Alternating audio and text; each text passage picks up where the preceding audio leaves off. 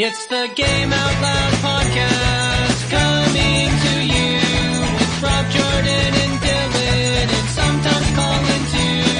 It's everything about games you want to know. Thanks for listening to the show. It's the Game Out Loud podcast. Yeah, the Game Out Loud podcast. Hello and welcome to the 164th episode of the Game Out Loud podcast, the one and only podcast for bagofgames.com. I am your host for the week, Dylan. Hello. And with me, as always, the jovial Jordan Rusnak. How are you, good buddy? Since when is this jovial thing becoming like a thing? Like, it seems like I get jovial every week now. It's like, oh. And with me, as always, the jack-off Jordan Rusnak. Oh, there. Thanks, Dickwad Dylan. I'm glad you could change it up a little bit. Yeah, Appreciate buddy. it. The Dickwad Dylan Smith. Woo! That's me. Awesome. Well, thanks for being here. Hope we have a great conversation indeed. And listener, someone you've heard plenty of already, but never ever enough of, the Ryan Debraal. How are you, sir? I'm good. Thanks for having me back. It's been a while. Indeed. It's always been too long, I think. You know? Yeah, the problem is we fly by the seat of our pants, and Ryan's like this very, very structured person where he's like, if you haven't gotten with me and specifically plan for this, then I can't just say yes. I have to schedule it in, and I'll give you a tentative Yeah, there's a definite maybe, possibility yes. of a maybe. Yes, it's like, oh my god. It's within the realm of possibilities, but don't quote me. I couldn't, obviously. Still funny, but glad to have you back on, buddy. Thank you. Indeed. Well, since I introduced Jordan first, Ryan, what have you been playing, man? Let's see here. So Halloween's coming around, so I'm starting to play a couple scary games. Like Metal Gear Solid? No, I've given up on Metal Gear Solid completely. What? Yeah. Now I'll never play that game again. Sad Panda. Oh no. But yeah, I've been looking at that Soma. It's like I can't quite pull the trigger on that. You know, I mean, it sounds like a great thing. You know, what is it? Amnesia meets BioShock or whatever. I mean, that's at least how it looks from the outsider's perspective. But That's a tagline for me. right, it seems like a simple buy. But instead, I've been going into my back catalog. I've been playing through the Fear series. Remember those games? Yeah. And I mean, you know, they aren't particularly expert at actually scaring you. You know, it's all very juvenile jump scares. You know, there's no like psychological component to it. It's just, boo, I'm a ghost. And you're like, oh my god. But, you know, I mean, it's hard to be frightened when you have bullet time and armor and, you know, shotguns and all that stuff going for you. But it still makes it pretty action-packed, you know. I mean, you know, the first Fear came out right along the same time as the first Max Payne game, right along the same time as the Matrix movie. So, you know, that's when bullet time was king. And I played the first one, and it was awesome, loved it, but never got around to the second one. So I'm about halfway through the second one now, and it's aged fairly well. I believe it's 2009 was the release date on it. I'm actually using a mod that I got off the internet after Dylan was kind enough to gift me with Final Fantasy 13, which, by the way, is as beautiful and as linear and pointless as everybody's been saying for the last 5 years. How did that turn out for you? You walk down a hall, push A button, walk down the hall, push the A button, and then once in a while you get to turn left. And then you walk down the hall and push the A button. But man, does it look incredible using this mod called, and I'm sure I'm going to butcher the name, but it's called Jido Sato. I believe that's some guy's internet handle. And what he does, he's famous, internet famous, I guess, for actually crazy upping the graphics of older games by going in and hacking their config files. He's well known for doing it to Grand Theft Auto 4 and I believe Skyrim. But I think it kind of works with a little bit of tweaking for any game that's D3 DirectX 9 powered, and maybe even higher. But basically, all you do is you double click this Jido Sato tool, and it automatically detects the game you're running based on a whitelist. And once you start it up, suddenly crazy high resolution options become available to you. And it's actually pretty cool because like within the game itself, you can actually select resolutions like 7,000 by 5,000. Oh, wow. It's like, okay.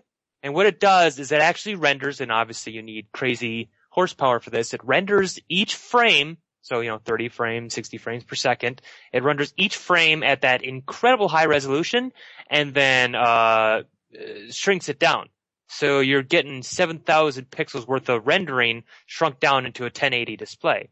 And boy, does it do wonders to some of these older games. Like I said, Final Fantasy 13 was just absolutely stellar looking, like incredible. One of the best looking things I've ever seen in a video game. It was absolutely stunning looking with this Jido Sato mod.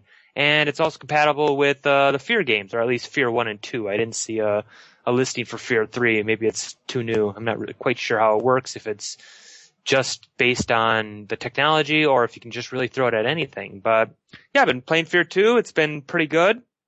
Besides that, I left my Jido Sato tool on and broke my current game for about 6 hours because I didn't realize it was on.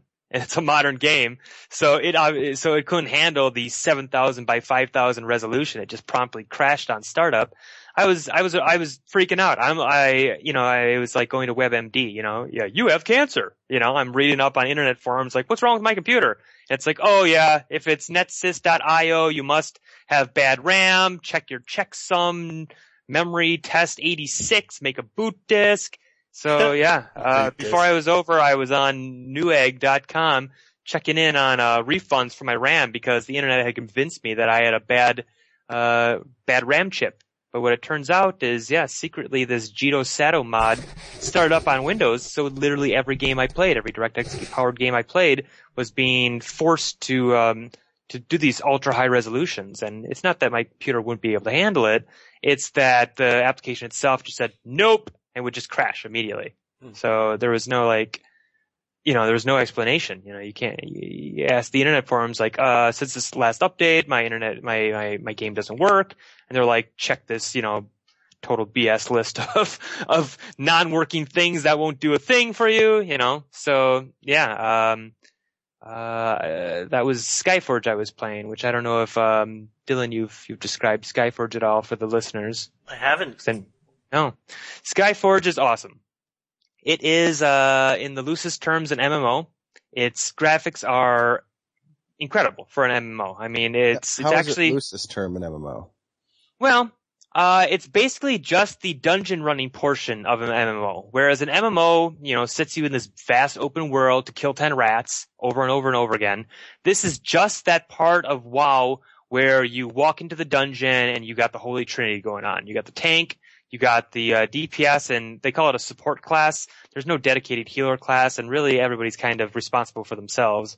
But it's terrific. I of course play the tank, so I'm pulling threat and shielding myself, and I love it. I mean, it's absolutely exactly what I want to do in an MMO, because while that whole grinding for levels and crafting and stuff is fine, what I really like to do is running through dungeons, because there's that strategic component where everybody's got to work in this synergistic system or everything falls apart immediately. If any person in the group doesn't do their job, the whole thing falls apart. There's very little room for errors. So the more familiar you are with a group, the more expertly you can run a dungeon, the better advancement to time ratio you get. So if you're running with good people, you always win the day, get better loot, advance more quickly, rinse and repeat. And every single dungeon is slightly different.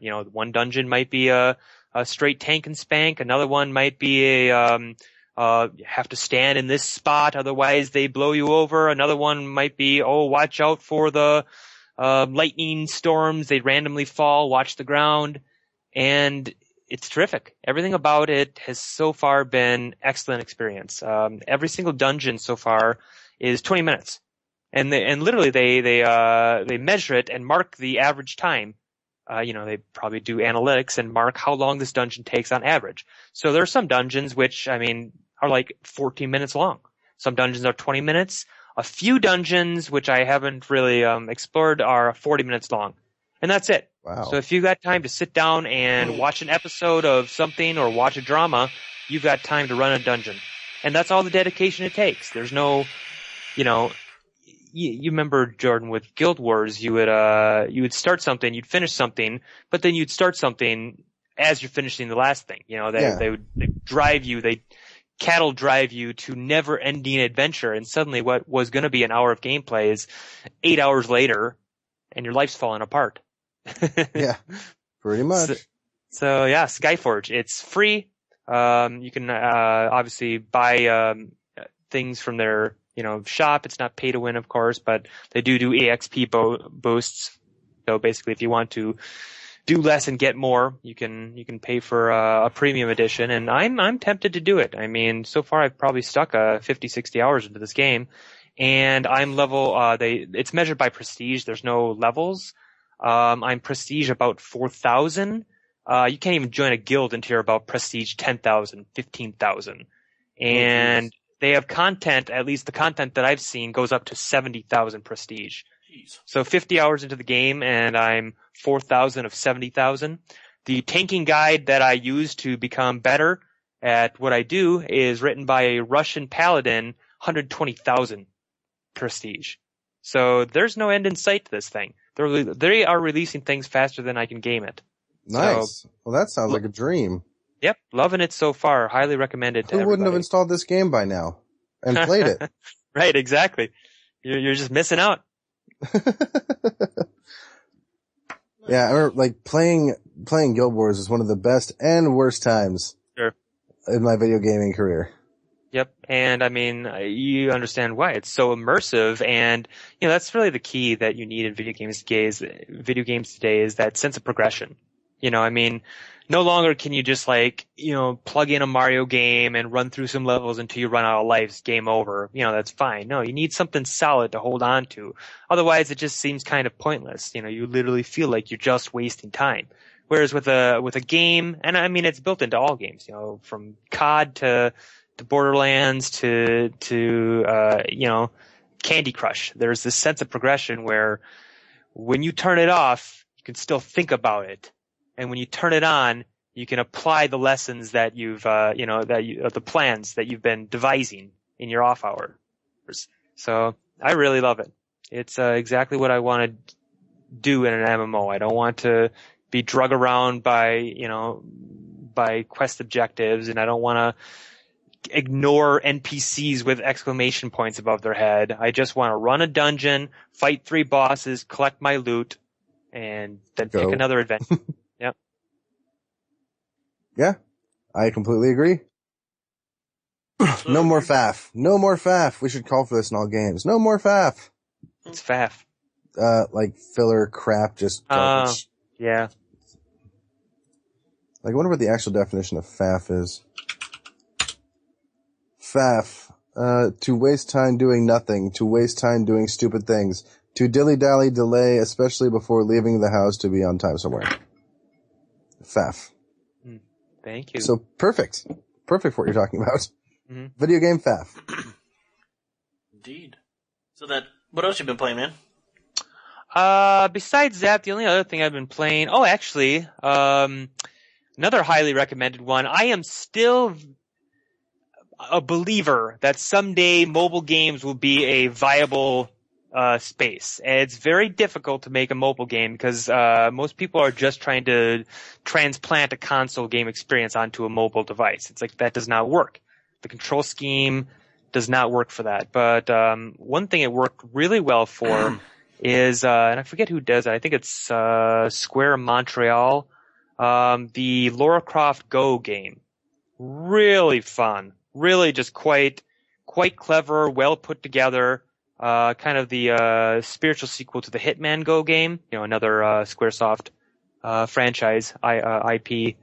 But the Lara Croft Go game is leaps and bounds better than the Hitman Go game.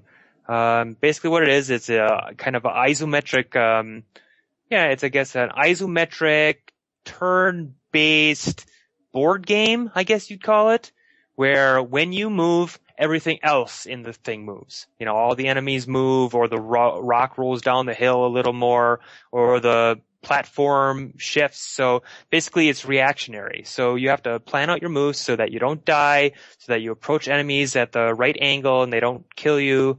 And it's all puzzle solving elements, and it's exquisitely put together, because, you know, it's one of those things where they teach you the basics and then they keep expanding on that same principle until they take it as far as they can logically go, and then they introduce one new element and the whole thing starts over again. And it's like $5. So yeah, I couldn't recommend that one anymore. Definitely the best, like, bus stop or train stop kind of game I've played, I think, probably ever. I don't deal in these mobile games much. But there's one that you might enjoy. It's free. Double check the name of it here. It is called Pac-Man 256. Have you played it? No, I can imagine what it is. Tell me. Is it like Mario Party Pac-Man style? No. Okay. It's Pac-Man, but it's if Pac-Man was crossed with an endless runner. Which is kind of cool, because what you do is they have credits you can use, because you can get different power-ups and tune-ups and different objectives to do little things while you're running around. Of course, the main objective is to get as far as you can, eat as many dots as you can, and then, you know, move through the maze. But you also get these power-ups that can allow you to take on the ghosts in different ways. So, of course, you have your power pill that lets you eat them, and then they have the gigantic Pac-Man, so you just get huge. And then you got laser beams, all these different little power-ups you can use. I find, like, if I'm ever just bored and want to sit and play something for like 3 or 4 minutes, fantastic little game to play. Cool, look into that. Yeah. Thought you might like it. Sweet. So is that just about it, right? Yeah? Yeah, besides that, I probably put 20 minutes into Tales from Borderlands. That's another one I bought for mobile. I like how Telltale Games is actually releasing all their games simultaneously across all the platforms. I think, and I don't play that on the phone. I play it on a little 7-inch tablet, Google Nexus tablet. And I think that's just the perfect size and the perfect medium for those Telltale games. I played Walking Dead Season 2 on that same tablet, and, you know, I was inseparable from that thing for a couple, you know, a week or so. Tales from the Borderlands hasn't quite sucked me in as much, but it might just be because, you know, it's kind of tough, you know, getting into a new narrative. Right. Right on. Well, if that wraps up, what about you, Jordan? What have you been playing, good sir? So, do you guys remember being kids? Yes. Like, in theory. In theory, yeah. Of course, you remember the memory of being kids, because you probably it's like generational loss. It just goes away. But, you know, when I was a kid, I used to do this thing where I'd get up in the morning and I'd eat cereal, and on Saturdays I'd watch cartoons. You guys do that too? Yeah, it's an American pastime. It's American, yeah, right. It's American as apple pie. Yeah. Now, what did you guys watch when you were growing up? America. Oh, jeez. Man. Saturday. You know, I watch a lot more like Disney afternoon after school. That's about as far back as my memory goes. As far as Saturday morning cartoon, 1992, X-Men. Yep. There you go. Yeah, good one. X-Men, Exo Squad. Exo Squad, nice. That's a good one too. Yeah, buddy. Do you guys ever remember seeing a show that was like about sports teams that were all monsters? Yeah, It's called Mutant League. I watched the crap out of that show. Yeah, I watched the living Bones. Was the guy with the skeleton with black hair? His name's Bones. I just remember seeing it once. Yeah, no, dude, I watched the crap out of that show. Because I guess that was on before I would watch Garfield, and I'd never wake up early enough to watch Garfield and Friends. With Odie and Normal and stuff. Yep. Yeah. Besides that, and then I always found that the pig and the sheep, you know, the show that came on after the one that was such a weird thing. Wilbur. Yeah. Wallace something and like that. Gromit? No.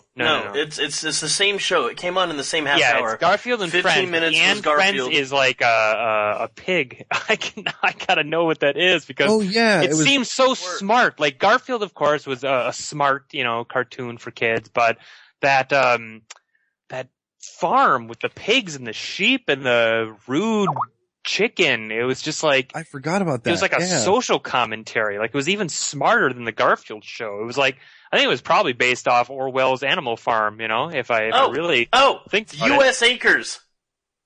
Yes. Yeah. So there was Orson was the pig. Was a pig. There was go. a big chicken or something like that named Roy. Oh my god! That duck with the inner tube had Wade. Dude, Wade, because he had the inner tube. Yeah. Yeah, dude. And the egg that would never hatch. Sheldon, because he was in a shell. So Sheldon. Yep. Naturally. And then God, I had forgotten about those guys. Yeah. Bo was the black sheep, or wait. And he was kind of like a surfer dude. No, he wasn't a black sheep. And then he had like some like smoker's voice mean sister. Yeah. I don't remember her name. Well, you guys remember a lot more about this than I do. I just remember watching Garfield. Remember Booker was that tiny little chick? Yeah. Oh yeah, that's right. Yeah. And then Booker always hung out with Sheldon? Yeah. Booker and Sheldon would chase that, or the worm? Booker wanted to kill the worm. Yeah. Like Coyote style. Yep. So suffice to say, yes, Jordan, we remember. Yeah, but did you ever watch, like, Beast Wars or Transformers? Oh, sure, yeah. Oh, yeah. Yep, that was some terrible CGI. Just water? Oh. Sorry, guys. Completely didn't realize I didn't mute. Hold on one sec. So, yeah, no, I remember Mutant League, I remember Exo Squad, I remember U.S. Acres because of, Garfield and Friends. I remember Inspector Gadget. Yeah, I never really watched that one. I'll get you, Gadget. Next time, Gadget. Yeah. I remember there was a Carmen Sandiego. Yes, both the live show and the animated one. There was an animated one? I remember watching the actual, like, Gumshoe. Yeah, the Gumshoe game show was an after-school show, but there was a Saturday morning animated version. Yeah, and then there was a brother and sister who... They were the people trying to find Carmen Sandiego. Are they brother and sister? I don't remember. I would assume. I don't remember. I know it was a dude and a chick. Was Captain Planet Saturday morning? Captain Planet. Mighty Max. Oh, yeah. They made those toys based off of it? Yeah, dude, I had a ton of those. Mighty Max. No Mighty Max for you? Not that I know of. Like, you ever watch Goosebumps or anything like that? Like, I used to... Who didn't? Yeah, well, I gotta remember, you guys are a little bit older than I am, so... Oh yeah, like, Thanks. Yeah, I'll forget, yeah. Keep bringing it up. Chip and Dale Rescue Rangers, I remember that one. Oh, yeah. Yep. And what was the other one? Well, that's Chip and Dale Rescue Rangers was another after-school one, along with Tailspin and Darkwing Duck and Darkwing Duck. Aladdin, and those were my favorite. That was prime time. That's when I was already... So then there was, like, DuckTales. Ooh. Yeah. Teenage Mutant Ninja Turtles, obviously, the 90s cartoon. Definitely. Yep. Gosh, dude, this is taking me way back. I gotta remember now. Yeah, you said Darkwing Duck. Gargoyles. Gargoyles, heck yeah, dude. What were a bunch of them voiced from the people from Star Trek Next Generation? They were, in fact. Xanatos was voiced by Riker.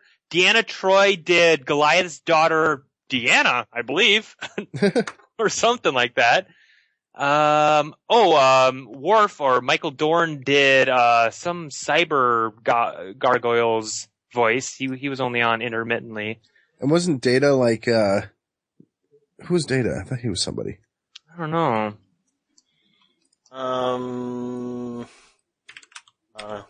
I remember, this is gonna make me sound ridiculous, The New Adventures of Madeline. What? That chick the little girl from France. Yeah, dude. Oh, jeez, no. I kind of remember that, but it was not one I watched. Batman.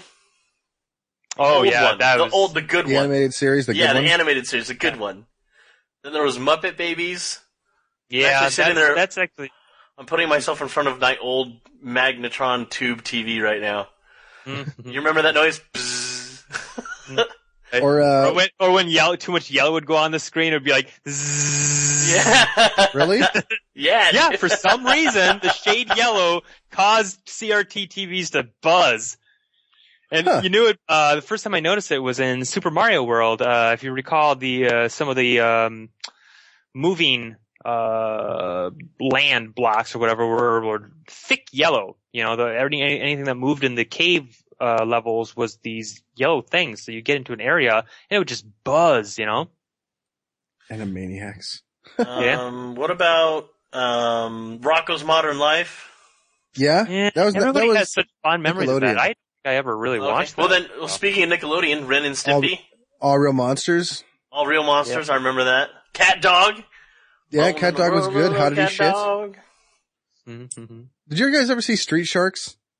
That sounds familiar. Biker Bites Mars. What? Magic School Bus! I used to have all the Street Sharks action figures. And yes, I did watch Magic School Bus with Myth Frizzle. Yep. I actually had like 3 of their games that they put out to learn about the body and geography and all that stuff. 20 of their books, dude. I love their books. Oh yeah. Dude, Doug? Dude, yeah, dude. These are all Nickelodeon. I'm talking about like, just like run-of-the-mill TV. Like cable, that's one thing. Cause then you got like Are You Afraid of the Dark and all that. And Animorphs, they made an Animorphs TV show. There's Tiny Toons. That's what I was trying to think of, Tiny Toons. But this all has suffice it to say we were young once and watched television. But did you watch Transformers? Yeah, no. Dude, who didn't? With the Autobots and the Decepticons. Nah, I thought it was dumb. It's like, why would you transform into a semi when you're a freaking giant robot? Because you gotta hide and also makes awesome you can't just toys. Walk around. Yeah, you can't just walk around as a robot. You gotta blend in, man. Then they'll know we're here. Okay. I don't know. I just imagine like they made a toy line, or there's someone was like, we got this idea for a toy. And then let's turn that into a show so we can market the toy that'll market the show. It'll be a great thing. And, kids will love it. And I was one of those kids. Like I used to love Transformers. Like, did you ever see Beast Wars? That was kind of cool. Beast Wars. I did watch that one. Yeah, where they were all like prehistoric animals. Yeah, no, yeah, they were all, there was either, the Dinobots were to terrorize. And then, I can't remember what the good guys were. Mammalia bots? Like like animals. I don't know what their names were. I can't remember what. Yeah, the Predacons. That was Predacons, yeah. Yeah, Predacons. Jeez. It was, Beast Wars. Yeah. That's my favorite. I used to love watching Beast Wars. Oh, yeah. But that's because those really started in my generation. They were like 3-dimensional and terrible animation. Like you can go and look for it. Dude. Sorry. Reboot. Yeah. Oh yeah. That was the first game I ever had on a console. Dude, I loved that show. That was my show, dude. With Dot and, Dot Matrix and, I can't remember the guy's name. What was it? What's it called again? Reboot? What channel was that on? It was for me, it was on Fox 59. Huh. Not that I remember it or anything. No, right. But like, I remember when it would, like the computer dude, the guy who owned the computer would load a game and this big purple electric cube would come down and then, and then it's called mainframe and the enemies were megabyte and hexadecimal. And dude, I loved the crap out of that show.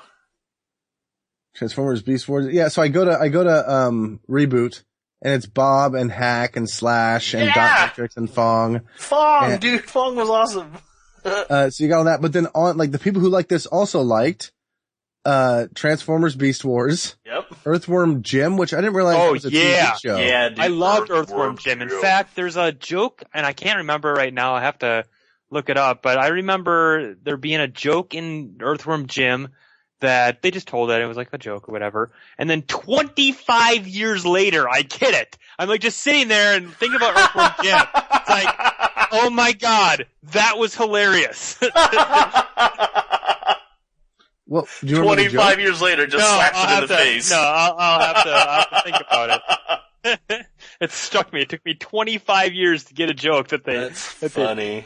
It was a great, because it was queen pulsating slug for a butt. It was queen pulsating malformed slug for a butt. And okay, that's weird. Queen pulsating malformed slug for a butt. Yeah, give me it one more time. What is it? Queen word? Pulsating malformed slug for a butt? I'm not getting the joke. No, that's not the joke. That's the name of a character. Oh, okay. I was Yeah, that Queen is Slug, a weird name. Queen Slug for a butt. That's awesome. Shortened it. I gave you a link in the Skype to show you what the Beast Wars used to look like, and you can jump back and forth in those. They are terrible 3-dimensional animations. Yeah. Well, I remember them being pretty cheesy when it was brand new. Yeah. You know? Ryan, her official name was the Evil Queen Pulsating, Bloated, Festering, Sweaty, Pus-Filled, Malformed There Slug we for a butt. go. Jeez. Oh, I do remember this character. But I remember Beast Wars. I remember Reboot. I remember Batman. Yeah, I remember all of them. That was awesome. It was a good time. You can never go home again. Nope. But you can, partially, because I've been playing Transformers Devastation. That's what this whole thing was to... Oh, I said all that to say this. Horrific segue. Yeah.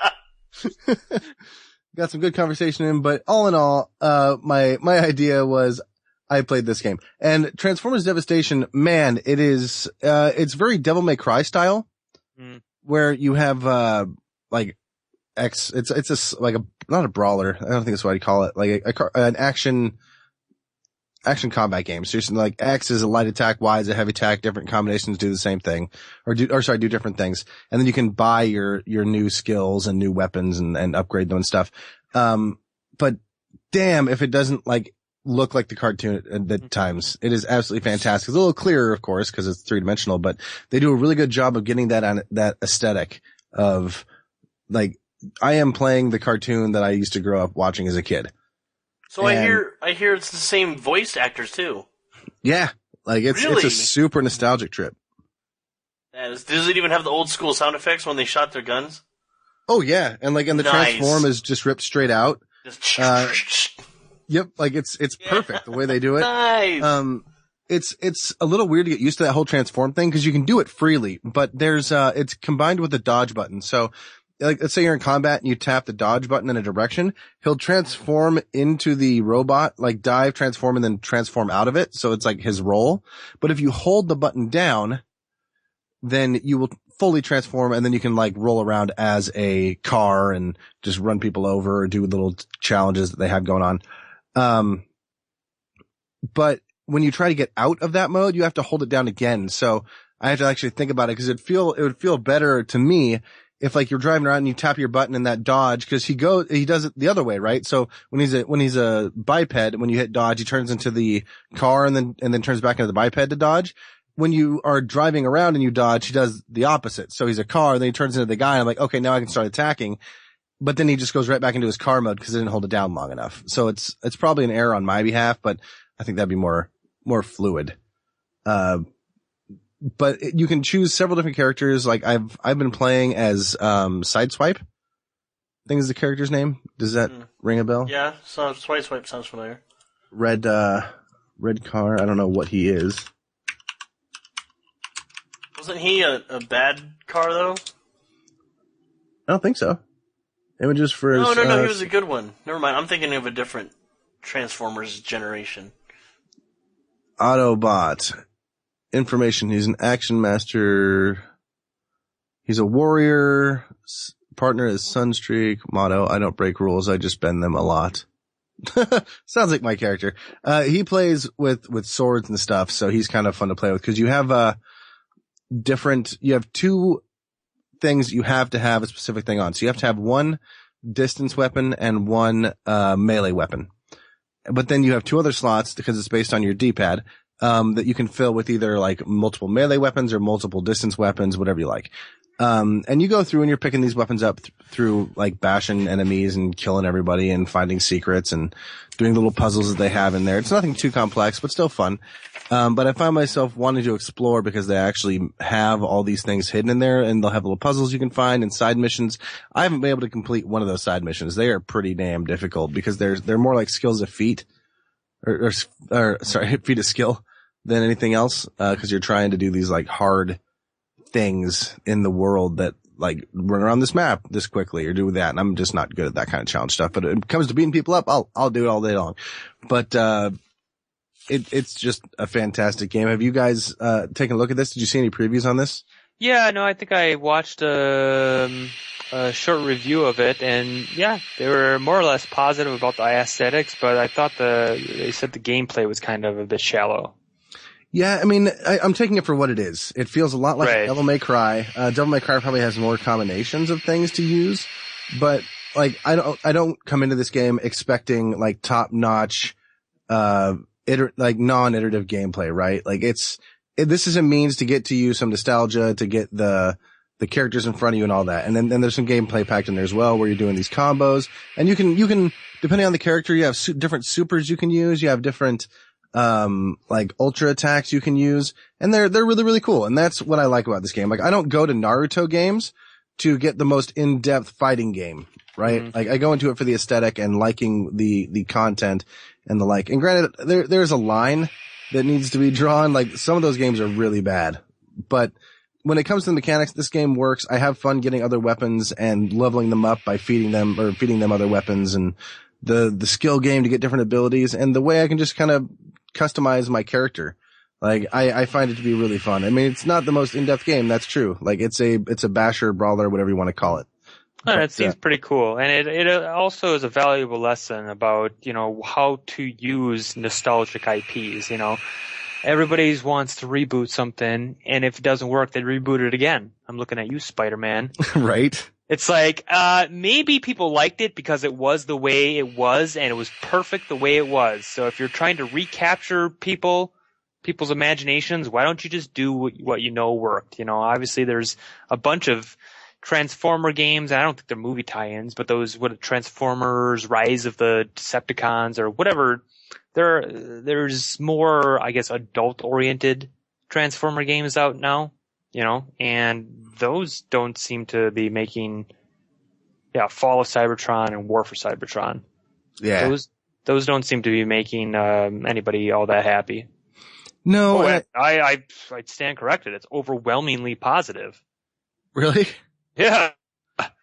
I like the nostalgia bit. Like, I don't really care for the new Transformers movies. I think they're fun from a perspective of something completely different. Like, but I feel like they could, like, there's no real, like, tie-in other than the characters to the old series. So they could have made that some new IP, and I think it would do just as well. That's just me. That's just me. But that's really been what I've been sinking my teeth into. I put about 7 hours into that this week. And then I've been playing Deus Ex, the original Deus Ex with the new, what do they call it? Vision? What is it? I can't remember what it is either. Revision. Yep, you had it. Good call, man. Is it? Okay. Yep, it's the Revision mod, which brings everything to 1920 by 1080. Fixes a lot of the ambient stuff and gives you just a little better feeling for it. And for being a game that came out like around 2000, it looks fantastic with this mod. I'm impressed. Of course, they couldn't fix like the bitmaps for the faces when they're talking, and it's absolutely terrible. It's fantastic. But I think we're actually going to cover this in an episode at some point. Have you been playing any of this yet, Dylan? I think I have. I've been up to a lot this week, so. Yeah, a lot of that Battlefield 4. And other things. Battlefield 4? Other things? Things? Yeah, but I think we're going to talk about that at a later date. So needless to say, I like it, but, Do you really? Yeah, I like the aesthetics. Going back to that game is a little hard. Cause I'm trying to play stealthfully, but they don't really give you modern tools to play stealthfully. Mm-hmm. And I give the AI way too much credit because I've been, playing other stealth games. So I'm sitting there trying to like sneak, like crawl and crouch and do all this stuff. And you move so slow. And I'm like, okay, so they're all the way over there. That means I have enough time to go over here. And I'm sprinting between areas doing this. And then I realize, dude, this game is from 2000. Like I literally can walk like behind guys. Instead of like dodging left and right. Like as long as they're a ways, like just like 3 steps ahead, I can like run around a corner. So I think I'm doing the same thing and giving the AI way too much credit because, I'm doing the same thing. Well, the first time I went out, I went out and I didn't know what I was looking for and I just ended up getting shot a lot. Oh, so you've played it? A little bit. I haven't delved too terribly deep into it though. Gotcha. All right. Well, we'll cover it later on. Okay. So that wraps it up for you, though? Yeah. Cool beans. Well, like I said, I've been up to a little bit of stuff, and not just Battlefield as the usual. I've actually purchased a couple games recently. One of them being the Homeworld Remastered Collection. This was coming from a recommendation from several people, and because I've never played them, so I don't know what to expect. I only got about 10 minutes into it. Yeah, so but I even had trouble exiting the game. Like I think that was a majority of the reason why I had so little, so much time already. Is that it's me trying to figure out how to leave the game. Yeah, it's I push definitely escape and nothing happens. It's definitely a slower kind of paced strategy game. It is, definitely. It doesn't really, I actually picked it up too, and I probably put in 20 minutes cumulatively, Right on. So then, I've never played it before, but it's on Steam, and it comes with the Homeworld Classic Edition, and then there's also the Remastered Edition. So if you're a purist, you can go back to the old school graphics and all that. But me following the footsteps of Jordan here, turning into a graphic snob, I kind of want to see it really good, And well, it actually plays differently too. So, it actually has different things you never had before, like snapped individual ships. Do all those like you remember, Ryan? Like I think I was streaming it for you, wasn't I? Yeah. Mm-hmm. And you were like, I don't remember that being a thing. What does this really work? Like, and it brought a whole bunch of different things to the table that actually improved the gameplay quite a bit and like the cinematic view of it. Right, modern sensibilities. Yeah, because as I recall, and I'm probably completely wrong, but the first game, it seemed like the only way to navigate around the battlefield was to lock onto various units. And I'm sure that's not the case, but that's what my memory of it was. But it's like, well, why can't you just swim through space? You know how you swim in a first-person view. Why can't you just swim through space? That would be perfect. And they didn't quite do that, and neither has any other game. So tip to you developers out there, let us swim through space. And then you have a genius space-based RTS. But what they end up doing is like, well, you can move along the XY plane and zoom in and out, and that's kind of good. It's like, no, I just want to swim underneath it, select that thing, look at something else. That would be a much better methodology to it. But what they had seemed pretty tight. And like I said, if it was a little more action-packed, or if I was willing to actually learn the nuances of, which probably boils down to paper, rock, scissors, or carrier, freighter, fighter, or something, it probably would be a pretty good game. Right on. So I haven't, like I said, gotten too terribly in depth with it, but I'm actually hopeful for how cool this game could be. Another one. What's up? Were you not on the call when I actually covered that game? I may have been. I don't recall though. It's been a while. So Gotcha. We've done several episodes since then. So yeah, you're going to that whole retro thing. I mean, you've got that like the Deus Ex. Now you would try it out. You got that now, and then you have System Shock. Yes, System Shock, and I'm going to be trying to get a little more. I actually haven't been able to play too much of that. I'm needing to put more time into it, and I'm going to. But, no, that's fine. I'm just like you have a whole like thread of this going on, which I find kind of cool. Yeah, well, thanks to you guys. I mean, I'm sure that you guys have had to wade through what I'm just beginning to experience of, okay, Steam is flooded with a bunch of crap. I mean, if I look at my queue, I don't even want to know, how many titles I viewed in my queue over, how long have I had this computer? 4 months. Yeah. 4 months. I've got well over 1,500 game titles viewed. Wow. Yeah. I don't know if that's a lot or not, but thousands and hundreds and hundreds and hundreds and hundreds and hundreds of titles, and I'm just like, no. On Steam? No. Yeah. Jesus. It just shows you the flood of garbage that came with Greenlight. Oh yeah. Since I got the new computer, I'm paying more attention to what's coming out. Previously it's like, well, what's the point? Exactly. If it has DirectX 10 graphics, I can't play it. If it's got pixel-based graphics, I don't have any nostalgia for it, so why do I want to play it? But now suddenly I have all these options available to me, and it's just like, my God, Steam, have you ruined players' trust? You can't. There's not a single screen in Steam that'll just show you the games that you want to see. I only want to see games made by developers that have more than $1,500 in development, capital. And you can't filter. There's not a filter by that, which is very surprising. And when you have Fallout 3 and stuff next door to games that they re-release, with a date of 2015, but it's actually a game from 1997. Yeah. But boy, did they really do a number on that box art, which gets you clicking, and you're like, God damn it! I knew it. Oh, what's this? Shenanigans. Yeah. Broomstick. Where's my broomstick? But yeah, and we've talked about this earlier. I actually have been putting a lot of time into Prison Architect. Mm-hmm. Tell me why I should go out there and buy this game right now. Okay, so I finally got to do a lot more, put more time into it and get much better acquainted with the game itself.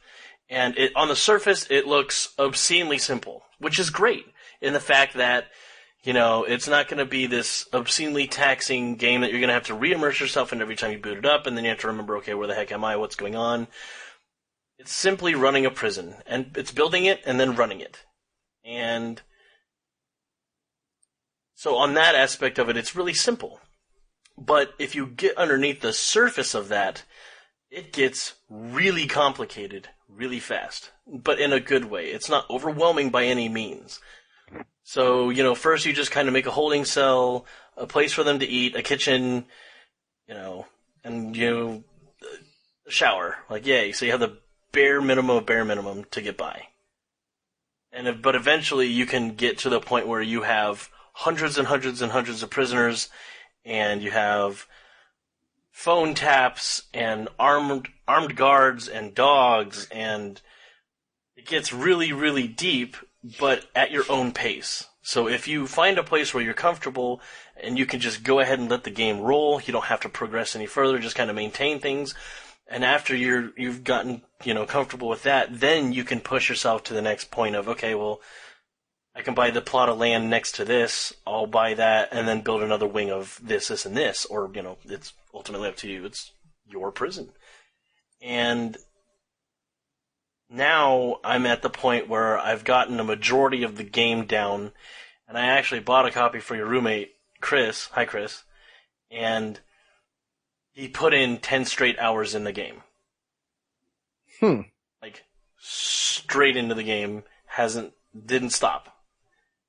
And it's those problems that you come upon that are simple and you know how to fix it most of the time. But if you don't, it's okay. It's not this overtly complicated solution to most of your problems.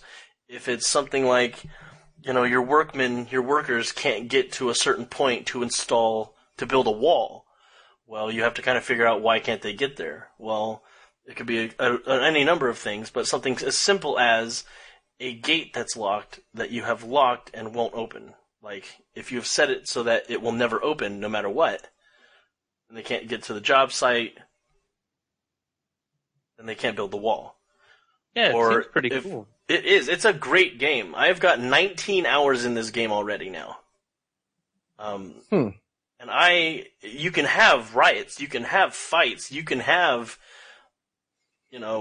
there's... Right, I'm just paging through the stuff, but I'm seeing there's, like, psychological elements, like... Yes. And I'm assuming, is there, like, lawyer elements? Like, yes. Are any of your prisoners, like, on death row, but they didn't do it? You can have someone who is in for murder and you can actually get your prisoner to the point where you can issue death sentence. You can execute death sentences. Yeah, but can you, like, is there, like I said, I mean, the idea is to, like, get all that typical prison drama. Is there, instances where, like, lawyers come in and, yeah, there are certain failure criterias. It's not like you can just play. I mean, you can. There is a sandbox mode. But even in those, you can have failure, criteria. And one of them being you've run out of money, or one of them being you have too many deaths in one day. You can have somebody who is wronged and they get killed. Day. Yeah. Isn't one too many deaths in one day? Think about it. It's a prison, though. And if the prisoners riot, how many people can get killed? Oh, yeah, I guess. Right? So one, yes, absolutely one is too many. But you have a bunch of super pissed off people locked in a room or in one building, and every single one of them's pissed off. Yeah, I wonder why that doesn't work. Right? Yeah. I can give you a couple examples. I was there. It was interesting. Yeah. But and drawing upon that experience has helped me facilitate a better understanding of how this game works and what they were going after. I'm not going to go into the whole, like, they did this right, they did this wrong thing, because every state's prison is different. So, but it's at the base experience of being a prison architect, it's great. Budget juggling, and it'll suck you in a way that you can't, you don't even know it's done until it's too late. Like, Chris was supposed to go to bed hours ago, and he didn't. He just kept playing and kept playing and kept playing, and then he looks and he's like, I've been playing this game for 10 hours, like, what the heck? Jeez. Yeah, and I like the graphics. It seems really vibrant. I'm not super big on the kind of, I don't know what you call them, pawn-like, sprite graphics, for the prisoners, but I'm sure it grows on you. I'm sure it's quaint once you actually see them in motion. They probably bob around and stuff. Yeah, they do. And it's great. It's great. It probably, yeah. It's cool. And I see how, like, they translate these little sausage people into actual full characters when they're speaking. So it's like, oh, okay. Yeah. That's what he looks like as a sausage person. Yes. Or rather, that's how that sausage person looks as like a real human being. Yeah. And there is this, like, I don't know, for lack of a better term, a campaign mode, I guess. But I consider it more of like a training program, really. Just the whole, like, this is how you play the game. But there is a plot inside that like training, campaign. And if you sit there and just, follow along with it, it gets pretty interesting. Like, there are some crazy twists that happen. And I think it's like the second or third mission, you have to quell a riot. Like, the entire building's on fire, people are getting killed, and they're like, so we have a situation. It's like, well, no kidding. Don't say. Your prison's burning down, people are getting killed. I would say that's a pretty rough day. Just slightly. Yeah, just, on the off chance that you haven't had other rough days, I would say that that's probably not the best of days. But, yeah, and so you take this management position, and they give you complete control, but they don't overwhelm you with it. They allow you to progress through it in a way that you're comfortable with, because it is at your pace. You don't have to do anything. You can just sit there with an empty field, and like I think you start with like 5 or 6 workers, and you just stand there. Like if that's really what you want to do, you can have 1 maximum security prisoner if you wanted. You can have 1,000 maximum security prisoners. Good luck. That's a death wish, but it's a great game, and there's a lot of creative expression from yourself into this game. So it's a lot of fun being able to do a lot of those things. Well, given the fact that it's like $30, I think I'll wait for it to be on sale. Yeah. But I will eventually play it. But you know what is on sale right now? The Escapist, which I think you would probably like. So check that out too, by the way, Dylan. Okay. And there is also an escape mode in the game, which I don't know if I talked too much about, but you can go into the sandbox mode and make a prison, or you can go to the Steam Workshop and download other people's prisons and try to escape. God damn it, Dylan. And that was hard. You suck. The first time I was out in like a day and a half. Mm-hmm. Because all I did was just run around and kill everybody, but it's not that easy. It took me a couple hours to figure out, in-game hours, to figure out, okay, so this is what happened when I do this. One of the drawbacks is they don't explain the controls, but they do have a direct link from their pause menu to their wiki. Mm-hmm. And a lot of it is explained very well. So once you get the controls down, and they're slightly different between the management half and the escape half, you can have a lot of fun. A lot of fun with the escape mode. But yeah, I'm thoroughly pleased with this purchase. Like, I think $30 is worth it. It's great. Puppy, what are you doing in here? What is he doing in here? Very I professional. don't know. Yeah, so that's... all of a sudden I just have this cold thing in the side of my leg. I'm like, whoa, what the heck? He just shoved his nose in here. Yeah, now I want you to know I'm looking around for deals. Like, I'm like, okay, do I have any vouchers that I can use to pick this game up cheaper? Cause that escape thing sounds like it'd be fun. That's like what the Escapist is. Like, yeah. Your whole deal is you're in prison, you're trying to break out. Yeah, but if I can build them, I've seen the Escapist. Yeah? Yeah. Blitzkriegler played it. Blitzkriegler? Yes, it's one of the YouTubers I watch. Oh, sweet. Funny. I've heard about it for the longest time. Never played it, so I was looking into it. And then another game I got was Rebel Galaxy. Oh yeah, Rebel Galaxy? Rebel Galaxy. It came out 4 days ago, October 20th of this year, obviously. And it's like a space action adventure thing. Where thanks for that in-depth. Yes, all I know, I don't have too much time into it. I've got like an hour and a half or so, and I know that my aunt has sent me some crazy, encrypted message.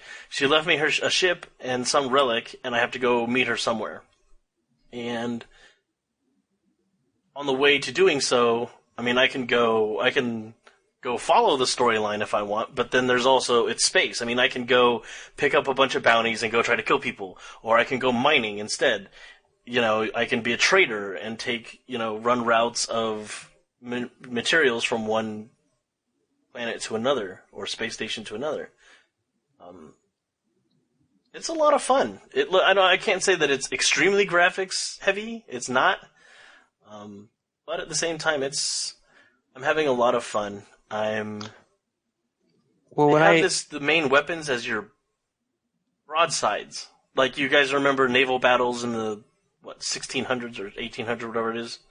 Yeah, boy. Yeah, I mean, that's the same thing here. And so your strongest weapon are your broadsides. It's broadside warfare. And you have smaller laser guns, or whatever you want to call them. But the main weapon of your ship, spaceship as it were, is the broadsides and shields, and you can get into plenty of trouble. I've been killed several times already, which is always frustrating, but somewhat gratifying. Yeah, it's a fun game. when I first saw this game, I thought this was going to be just the best game ever because they're definitely like pulling off the Serenity vibe, you know, the space cowboy exactly sort of thing. Who I feel like. And as I watched the game, it's like, this seems awesome. But then all of a sudden I discovered, and let me know if this is the case, this whole thing takes place on a single plane. You can't actually fly around That's space. one of the actual detractions of the game that I was going to talk about, was you are on a two-dimensional plane. Yeah. And everybody else is in 3D space, except for you. Wow. What a foolish design choice. Yes, I agree. So I was kind of thinking like, okay, so it's a space sim. Right. But I'm not You're going in into space. your option screen trying to figure out where your axis controls are. Like, how do I move up and down? pitch? You can't. Yeah. It's called gameplay. Yeah. Like, oh, okay. So that really turned me off. I mean, I could see where there could be potential benefits to it because, you know, rather than just try and freak people out by putting them in a true 3D space, you get more of an arcadey feel because you just basically become a tank shooter, right? I mean, you're basically a tank. No. Not right at the get-go, no. No, by tank, I mean that's what your movement style is. You're moving along on a flat plane, but your turret turn around in every direction. Yeah, and like I said, that broadside portion, the aspect of the battles can make it a little more fun. It's reminiscent of Black Flag-ish, where, you know, you have to expose your broadside and then fire, and hopefully you can get into some pretty serious Dookie? Yep.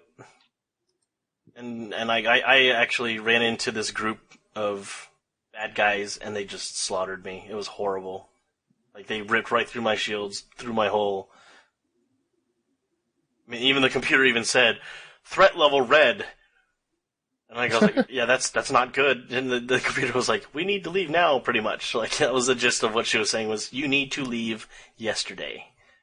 You need to GTFO. Yeah, you need to get FO now. And, I wasn't even able to process get FO before I got killed, but, it is fun. It is a lot of fun. Don't go into the game expecting this earth-shattering revelation of a game. That's how I enter all games. No wonder I find myself so often disappointed. Yeah. Yeah. But at the same time, it's not perpetually disappointed. But at the same time, the fact that you're on the single plane is a little detracting, but it's not game breaking because there's plenty of other things to do.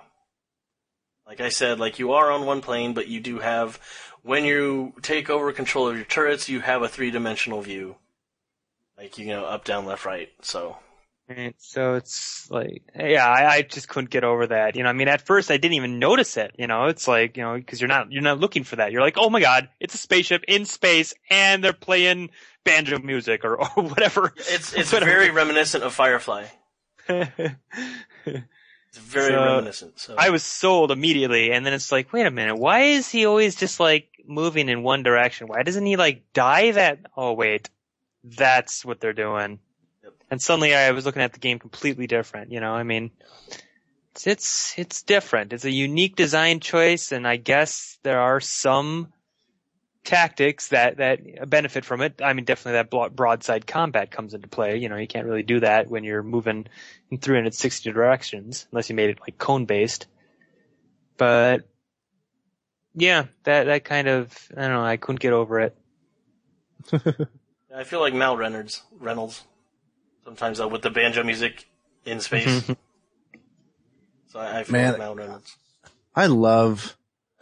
I so love the beginning of Firefly, the music. Oh yeah. It's so great. Like, I used to hate it. That's the best part. I used to hate that. Oh really? Oh no, I always loved that. Take my love, take my land. Take me where I cannot stand. I don't care 'cause I'm still free.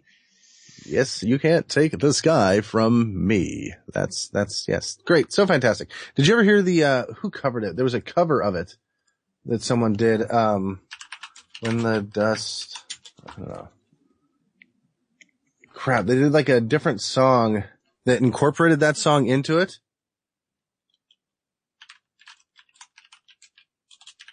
Well, anyway, moving on. So yeah, that's pretty much all I've been playing, but yeah. So with that all done, finally, time to move on to extra points. Da-da-da-da, da-da-da-da-da. Time for extra points, part of the show where we talk about the book, movie, TV show, or other piece of non-video game related media that we were into this week. Jordan, what's your extra points? iZombie. Did you actually watch it? Yeah, I watched it with my wife. Have you seen it? Yeah, I thought I was the one that was telling you about it. Oh, no, I don't think you've ever told me about it. Oops. Well then, yes, I have. I haven't watched all of them, so don't. Oh no, I haven't either. I think I only watched like 4 or 5 episodes, but it's still kind of cool. Than me. It is. It's very interesting. For those of you who don't know, if Dylan indeed hasn't talked about this previously, it's about a woman who, and this is a weird take on zombies, gets scratched by a zombie, turns into a zombie, but by eating brains before she goes complete zombie, stays like a productive part of society.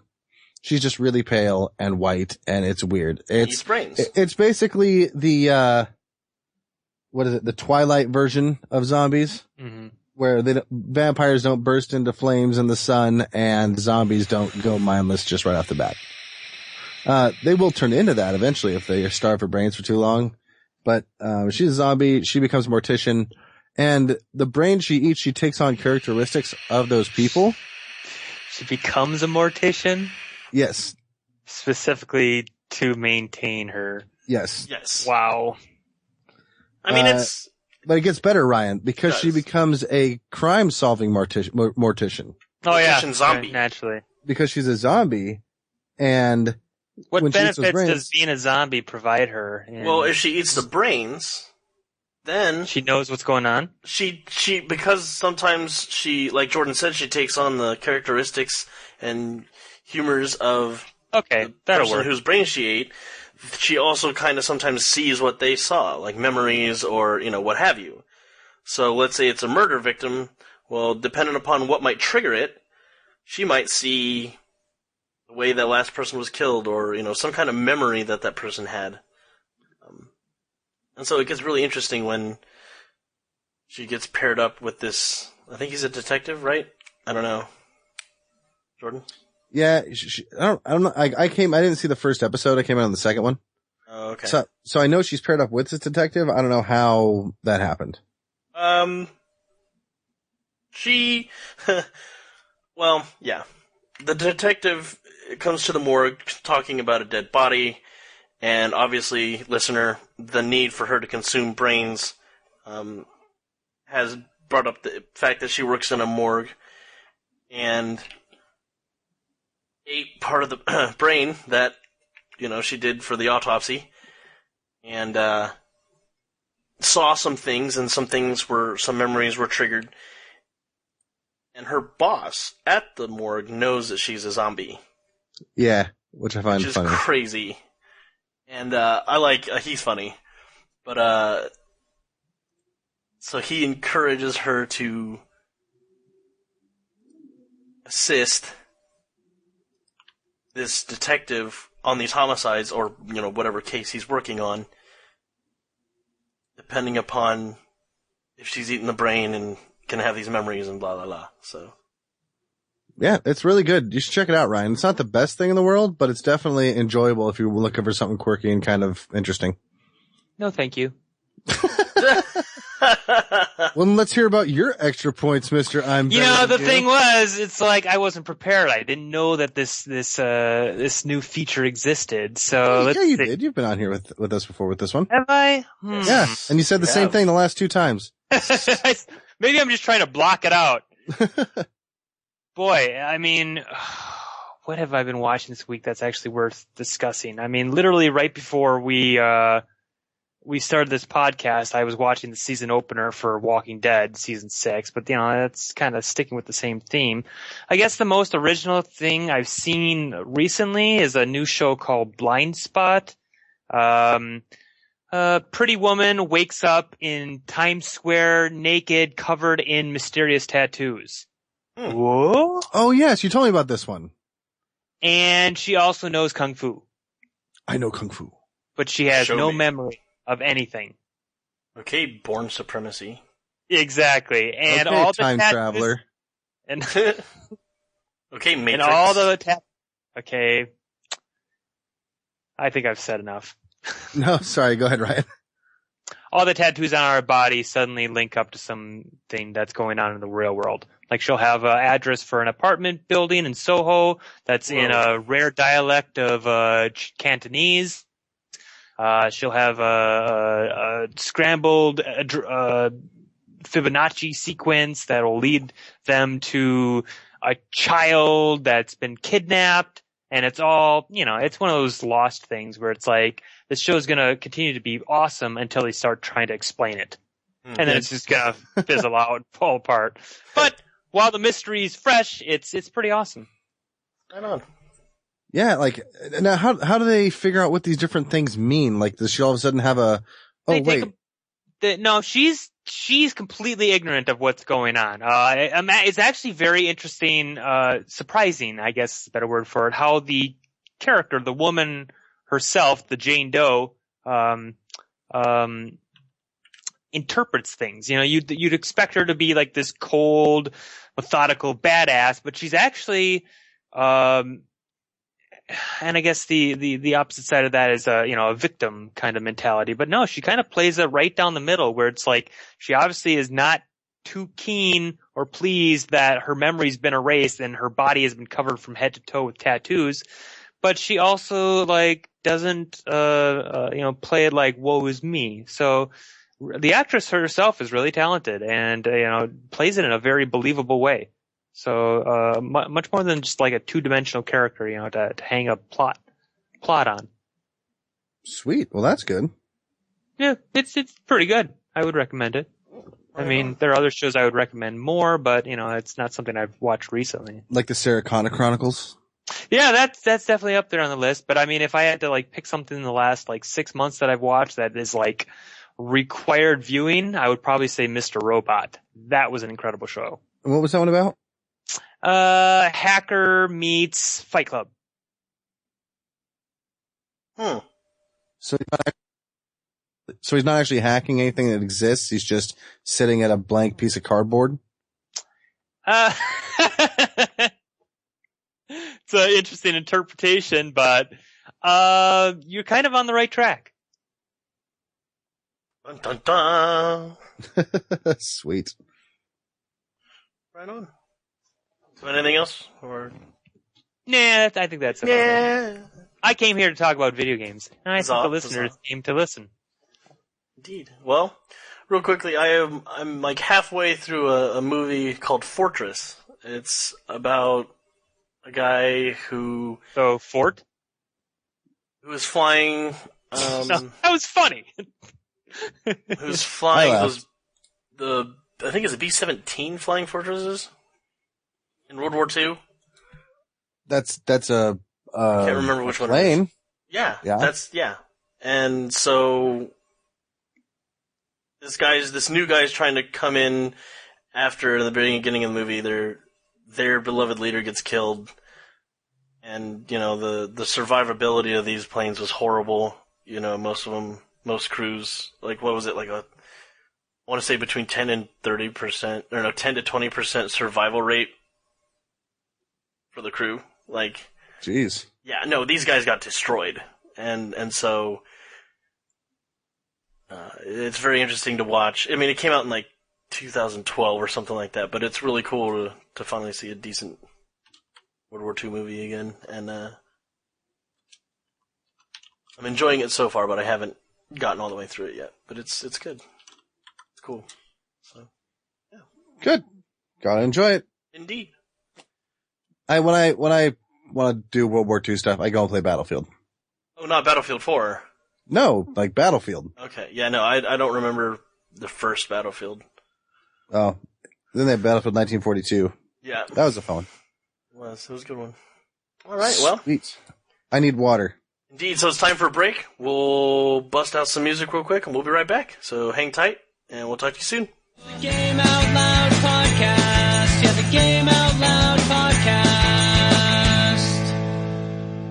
And welcome back. Thanks for hanging in there. Hope you enjoyed that little spot of music we had. Rocking the party that rocks Paspa.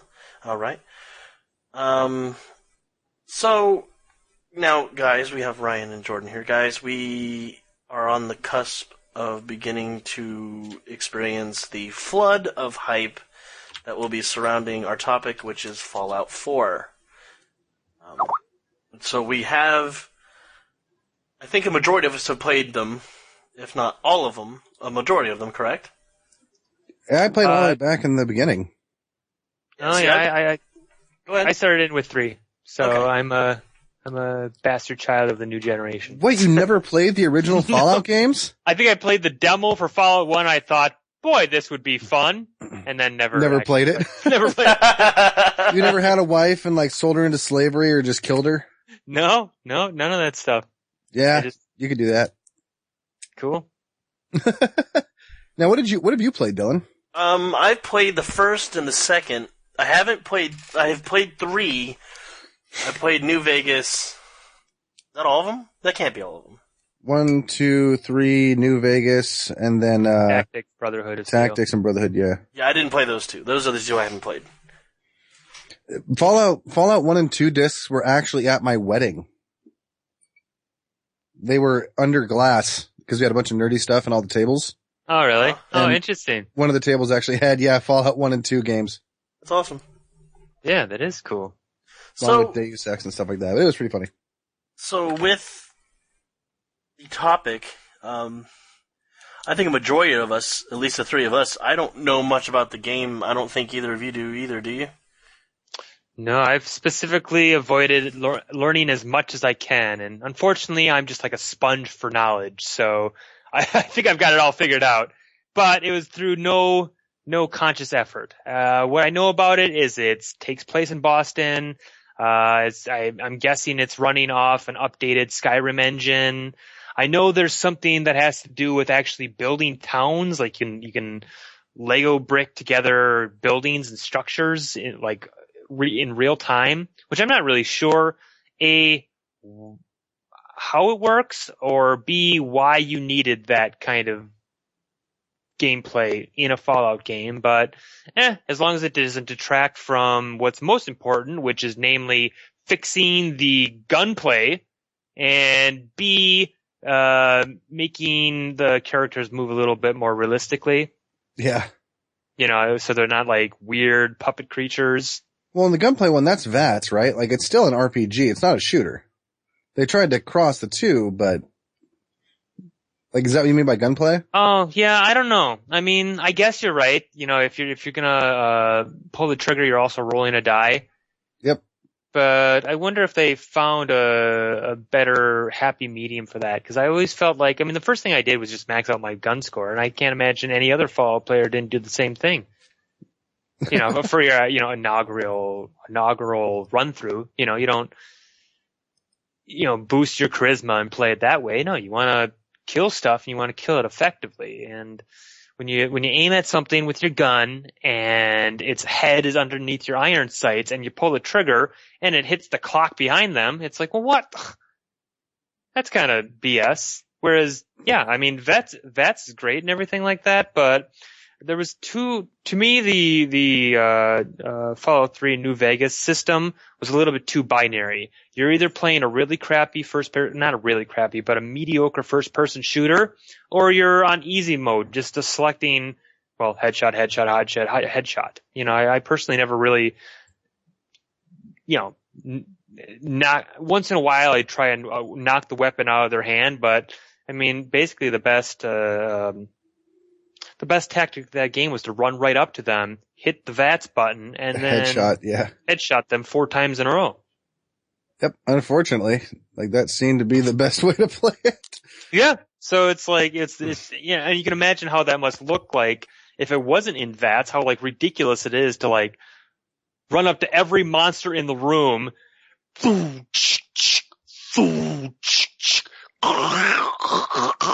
That's the jib sound. and then proceed to do the exact same thing to guy next to him. So it's like, this is not an RPG. This is just this is a fishing and barrel simulator. So I do hope that they tackle that issue, because the way I like playing the other Fallout games was I tried to stay out of VATS. VATS was my excuse my language, the oh shit button, like from the MMOs, where it's like, if all else goes wrong, then I enter VATS. Yeah. If it actually worked as a function where it would do more than just be good for headshots, then it'd be so much cooler, right? Like if you could blow off a limb and detonate the grenade on their belt. Yeah. Or shoot, or actually shoot their gun out of their hand and be able to take their last weapon away. Cause didn't they used to have it so that you couldn't actually shoot a gun out of their hand if they didn't have another gun? I don't recall that. I want to say that was the case, because I can never shoot the weapon out of their hand after they had already gotten one out. Oh, so that may have been the case, because I remember how ineffective it was. It's like, why am I able to headshot this guy from 100 feet away, but I can't do the same thing by because that's a great idea for a game tactic. I mean, that's what they were selling it as. It's like, oh, cripple your opponent by shooting them in the leg. Who shot their enemy in the leg? You never did that. You just shot him right in the head. The bullets seem to hit there better than anywhere else. Yeah, me personally, I'm the same way, Ryan. I do not use VATS. I take, excuse me, I take the FPS approach to the whole thing of, I'm running around with a gun in a post-apocalyptic wasteland, nuclear wasteland, and there are RPG elements to it, which I try to play the fine balance between the two. I do not use VATS. I think as a heavy FPS player, I like the challenge of trying to line up my sights and fire right. And you're right. Who doesn't just dump it into guns? Mm-hmm. Who doesn't just boost the crap out of their guns? I actually do boost the crap out of my charisma, because like I said, I do like the RPG aspect of it, so that character interactions I know are coming. I will need that charisma later. Right. But, go ahead. Well, I was just spitballing here, but what if they just started you with max guns? Obviously, you can still have your special stats, but why even have a small weapons, large weapons, explosive weapons, thrown weapons, melee weapons stat? Why don't you just be like, that stat is 100, and then go on from there? And then because it's a role-playing game. Yeah, but you can use the actual stats for bonus damage and stuff like that. To actually use those stats to determine where your bullet trajectory goes, that takes the entire purpose of the game taking place in 3D out of the equation. Again, if my iron sights are lined up at your forehead and I pull the trigger and it misses, it's like, well, talk about breaking the suspension of disbelief. Right. I don't know. I mean, I think, as a person who has shot plenty of guns, I mean, I can see, depending upon the weapon you're using, the range of the target, I can see how you could miss, even though the posts are lined up. I mean, if it's a rifle, it's one thing. If it's a shotgun, it's another. If it's a pistol, it's another, I don't know. I mean, you wouldn't say that if you were playing Battlefield 4. Huh? You wouldn't say that if you were playing Battlefield 4. You'd be like, this is bullshit. Adding in handicaps to somebody's ability to shoot a virtual weapon does not fun make. I guess is what I'm saying. Does not fun make. Does not fun make. Yeah, it's a great way of phrasing things. Yoda style. Mm-hmm. Yeah, and I can see that. Yeah. But I think they try to justify it as this is a RPG. You gotta give it a try that way, because that's their rules. It's the same as if you play D&D or whatever. You have to roll for this, that, and the other. Mm-hmm. No, I understand that, but I think it's just not as good. I mean, you could do a lot more with those RPG elements if you weren't dumping all your stat points into guns right off the bat for the first 3/4 of the game until you cap, to get around the fact that they, did that they made that design decision. Or rather, 25 years ago somebody made that design decision and they're not willing to move on from there. You know, if it's But an also- FPS, let me shoot people in the face. But also, Well, it but also originally couldn't started it out be as a possibly tabletop game game, breaking. I mean, if you already Sorry? have your stat at 100, you could just walk around and kill everybody. Then where's the challenge in the Well- rest of the game? I don't know. I mean, it can't quite devise a utopian like Oh, right, I agree. FPS RPG system on the spot here, but I guess I would use the stats themselves to do something like augment damage or do debuffs on the enemies, like the higher your X is, the more bleeding damage you cause. You know, oh, they got me in the neck, or they got the artery or something, or the more likely you are to daze a person, or, you know, you use your stats for that, not for actually augmenting how physics work in the game. Because that's all it is like you aim straight, your bullet comes out of the gun, it rolls a die, and that bullet sways off in some random direction. Hopefully not And too the bad. bullet hits you in the foot. Wait, what? Right? You rolled a 1. Good job. You've blown your own foot off. You're now crippled. Right. Exactly. Might want to enter VATS. We've had plenty of games that started as a RPG at tabletop that have adapted to the video game scene and gotten rid of some of those aspects that make it more of the tabletop like, right? So you had those stats originally because you're rolling dice to do stuff. Now that you're in a digital medium, you don't need those digital or those dice because they're just done by computers. So the fact that you still have that, you should be able to get rid of that and still make a good role-playing game. Mm-hmm. Right, like you don't have to, roll do a save roll to make sure when you jump off a cliff that you fall 4 feet, that you don't break your ankles, Your guy just everybody just assumes the fact that you're going to kind of hop off a little bit and then cushion the blow by bending your knees a little bit, Mm-hmm. It's not like, oh, you dropped off the step, you rolled your ankle, and then your foot went into your ear, and now you're deaf in one ear. Wait, what? What? No, so they do today. I see them borrowing a lot from the FPS genre of the givens, I guess. I mean, if you want to use mathematical terms, the givens for the base experience and mechanics for what are necessary for an FPS. And then I think, you're right, Ryan, trying to meld that with the elements of an RPG, which to a degree can be opposite ends of the spectrum and staunch contrasts. You're right. I don't think you can easily build, even if given proper time, a utopian I don't know. RPG I think FPS mix. I mean, what they're doing is what they've always done. They're just mixing one, and I'm not saying. We're just theorizing here, but Sure. What they did in Fallout 3 in New Vegas was they just mixed RPG stats with first-person shooting and call it a day. And I mean, for the most part, it does work. If it's exactly the same in Fallout 4, I'm still going to be playing the crap out of the game for at least 100 hours. Right. What I'm it's saying still a good is, game. rather than try to stick your peanut butter in my chocolate, why don't you just start with a good peanut butter FPS and add on top of it? You know what I mean? Rather than Sprinkles. trying to mix the two incompatible systems together, why don't you put sprinkles on top of your FPS? So I guess the moral of our conversation, dear listener, is just put sprinkles on your Reese's peanut butter cups and everything's going to be fine. Mm-hmm. I think that's a safe bet. Sweet. What about Fallout 4? Like, Boston, I hear you can build cities, like you said, and I've heard you can actually customize some, like, guns, like build your own wacky guns and stuff. Has anybody else heard that one? I have no idea. I am on complete blackout. I've purposely not even watched the media, like anything. Yeah, on the like I Steam said, pages, I nothing. try to learn as little as possible, but yeah, if you're a citizen of the internet, which I am, you can't help but have things just kind of, through, mitosis, is that the word? It just kind of absorbs paths itself. of destiny.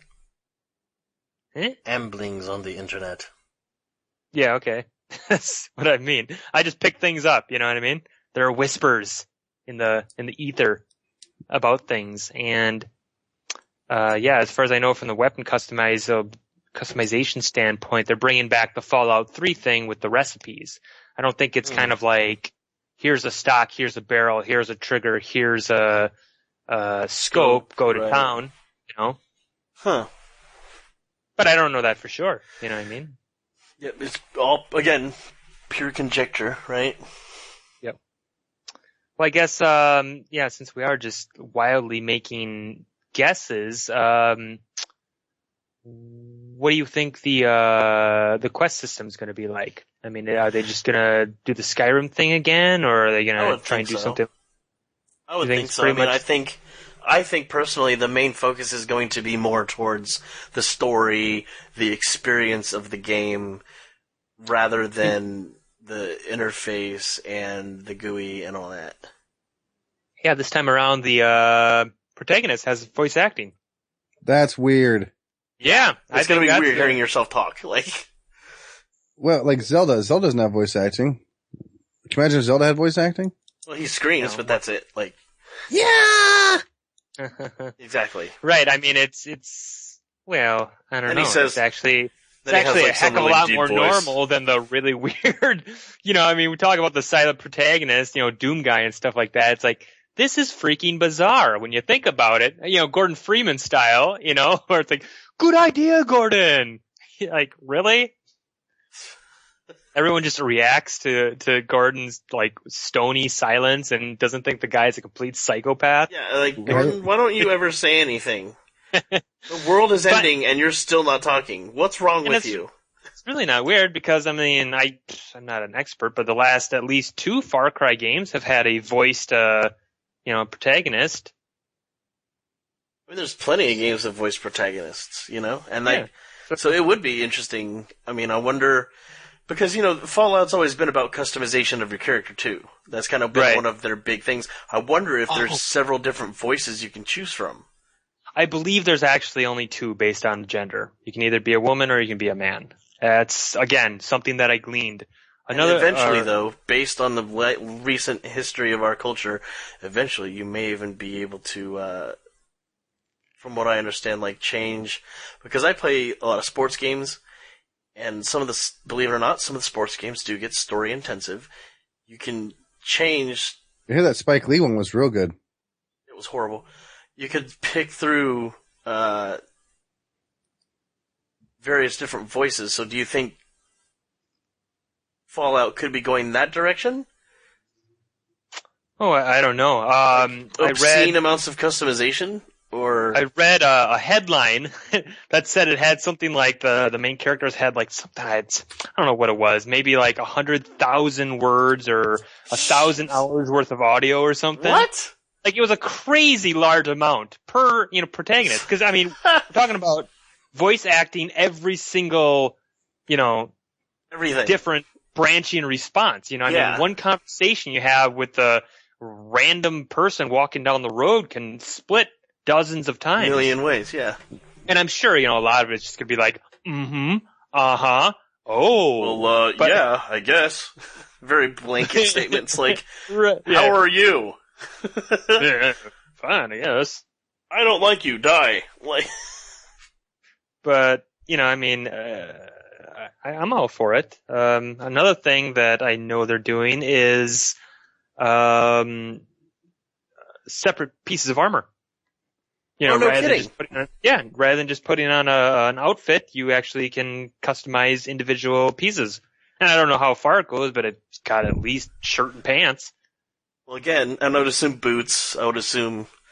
Yeah, gloves, I assume the whole thing. Yeah. I mean, even in Fallout Vegas, they had hats and glasses. Yeah, that's true. So, got that. Another big question for me is how good is it going to look? Another article that I did not read. See, this is the whole thing. It's you're on the internet and you just spoil everything. I know the whole plot to the new Star Wars movie, and I can guarantee you I know the plot to that new movie. But from seeing 3 trailers and knowing just the microest about,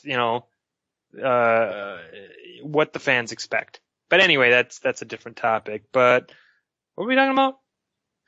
Fallout Who's Walter 4, Mintz?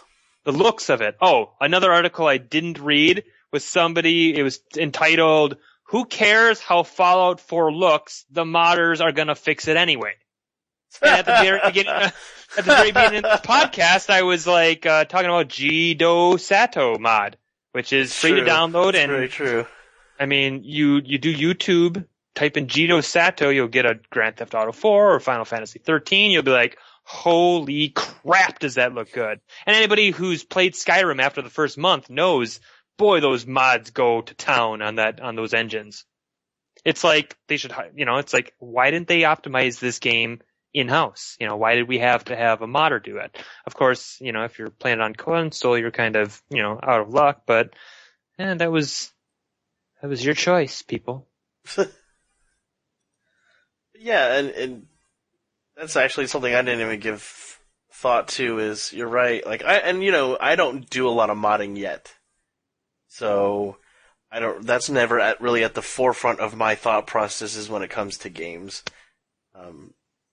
But with the advent of my new computer, it has somewhat become a little more prolific, and so I'm actually kind of excited now to see where the modding community will take this. Well, yeah, I mean, within 2 months of Skyrim being released, you were fighting Macho Man Randy Savage, riding around on My Little Ponies, racing hundreds of wheels of cheese down the mountain.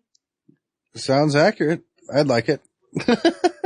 So, and, it's just going to be better, I mean, that was really the only two things I really found wrong with the entire Fallout 3 and New Vegas thing was, like, the gunplay was kind of meh, and the character were freakish, uncanny puppet people. So do you think then that hopefully Bethesda kind of takes that into light and makes them more believable characters, makes it a more immersive experience? Because we all know that one of the driving forces behind these series is the storyline and the whole path that you decide to take with every given choice. So do you think that Bethesda could take Bethesda, right? Yeah. Yep. Yeah. So do you think that they can take, these soulless puppets and turn them into believable characters? Well, I mean, it can be done, and they've done it many times before. Are there still more stories to be told in the Fallout universe? Of course there are. There are as many stories in the Fallout universe to tell as there are stories in the Star Trek universe yet to tell. It's a font of entertainment. There's I can't remember what it is exactly, but there's something called the Seven Stories, or the Seven Tales, or whatever like that. There's basically only 7 stories, and they just get repeated and retold. And dwarves? Yes, that's exactly what I was trying to get to.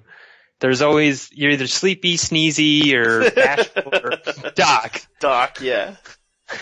And you just keep retreading and recycling and rebooting those same 7 stories. It's like the heroic journey, or the journey where you Tragic. you get lost and you try and get home, or the one where you learn a valuable lesson, or the one where you're punished for man's hubris, or coming of age. There you go. I mean, I don't have it right in front of me what they are, but basically, yeah. I mean, if there's any, if you have a compelling story about the human condition, but you stick it in a post-apocalyptic environment, bam, you've got writing gold right there. Because Fallout's always been great about that. What can go wrong? What can go wrong?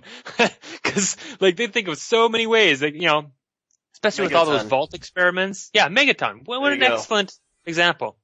Yeah. Probably one of the strongest ones. But, I mean, in that same game, there was a super mutant who didn't want to kill the plant on his forehead and eventually rooted him to the ground and grew into his brain.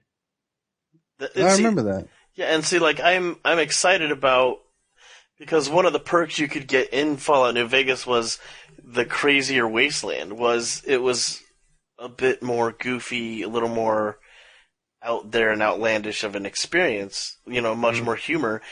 And I'm hoping that they, instead of making it a perk, they just do it.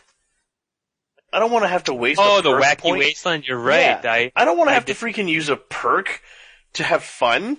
That's stupid.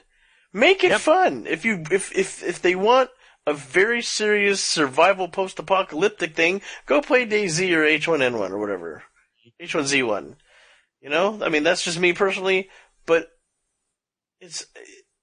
they can have plenty of serious and still have those funny moments. I mean, even when I was in prison, it was a lot of serious, but life still happened, and there were some hilarious times I've had in there.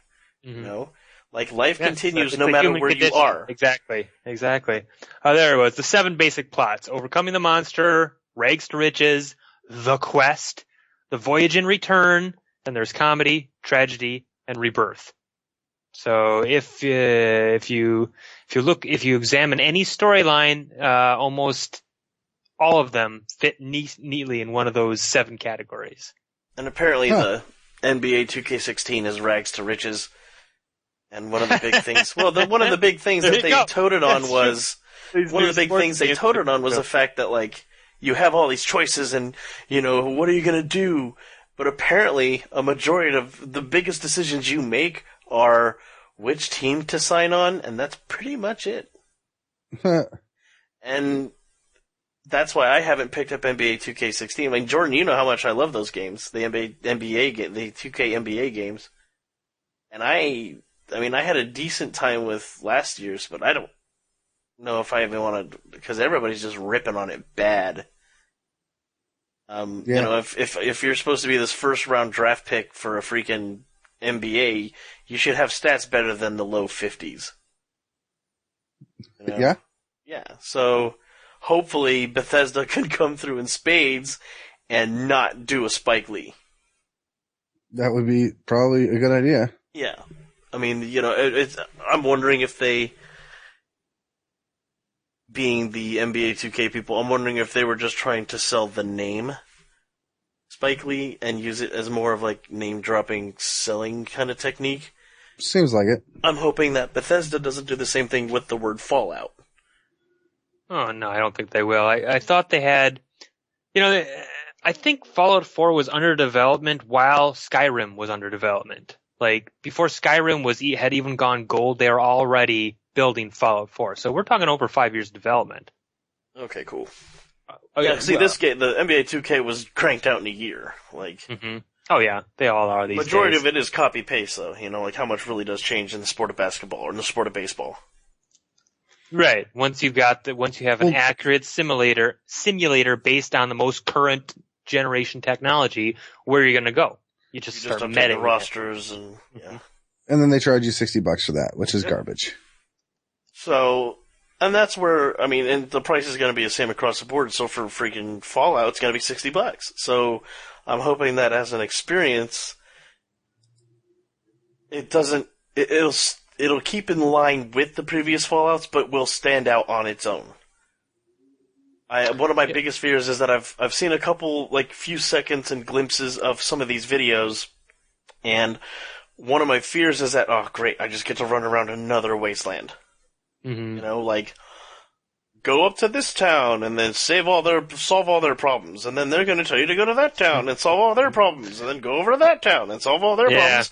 In the meanwhile, you're trying to figure out blah. Like, you know, maybe I'm becoming a little burned out on the open world thing.